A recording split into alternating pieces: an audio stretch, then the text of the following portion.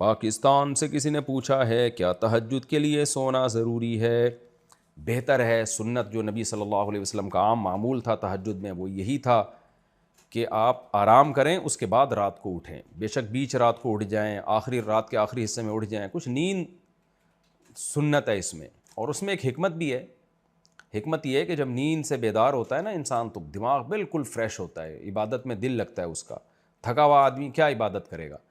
تو some thing is better than nothing کے اصول سے تو یہ ہے کہ اگر نہیں اٹھا جاتا تو چلو سونے سے پہلے تہجد کی نیت سے نوافل پڑھ لیں، لیکن افضل بہرحال یہی ہے کہ آپ پہلے سوئیں اور اس کے بعد پھر اٹھیں۔ پاکستان سے کسی نے پوچھا اگر شوہر نے بیوی کو غصے میں بس 3 دفعہ یہ بولا کہ طلاق طلاق طلاق، یہ نہیں کہا کہ میں تمہیں طلاق دیتا ہوں، تو کیا طلاق ہو جاتی ہے یا نہیں؟ غصے میں شوہر کہتا ہے میں کر لوں گا، پھر جو کرنا، بیوی کہتی ہے اچھا جو کرنا ہے کر لینا، پھر شوہر کہتا ہے طلاق طلاق طلاق، برائے مہربانی رہنمائی فرمائیں۔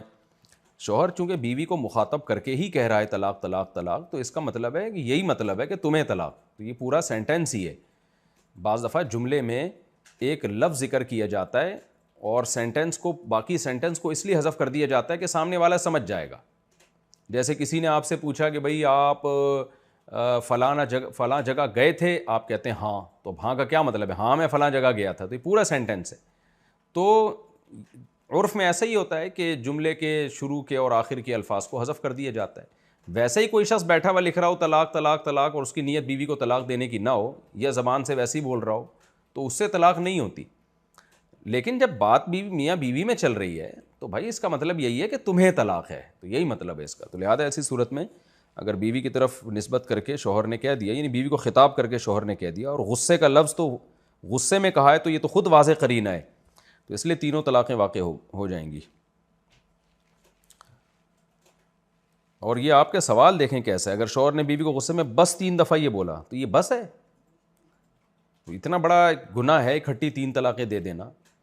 تو یہ ایسا ہی ہے جیسے آپ بول رہے ہیں کہ ایک آدمی نے بس 3 دفعہ چاقو مار دیا کسی کے، بس 3 دفعہ ہی تو مارا ہے، تو مارا کیا ہے؟ چاقو مارا ہے نا۔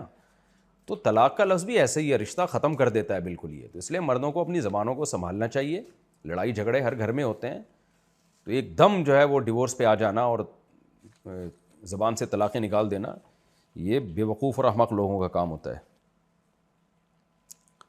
عبداللہ بن عباس رضی اللہ تعالیٰ عنہ سے صحیح سند سے ثابت ہے، ابو داؤد کی روایت ہے کہ تم حماقت پہ سوار ہو کے یہ کام کرتے ہو، اور پھر عبداللہ بن عباس کے پاس آتے ہو، یا ابن عباس یا ابن عباس، اے ابن عباس اے ابن عباس، میرے منہ سے غلطی سے 3 نکل گئی ہیں، غصے میں 3 نکل گئی ہیں۔ تو عبداللہ بن عباس نے فرمایا کہ تم اگر اللہ سے ڈرتے تو اللہ تمہارے لیے مصیبت سے نکلنے کا راستہ رکھتا، تم ڈرے نہیں ہو، اکٹھی نکال دی ہیں، تو اب تمہاری بیوی تم سے جدا ہو گئی ہے۔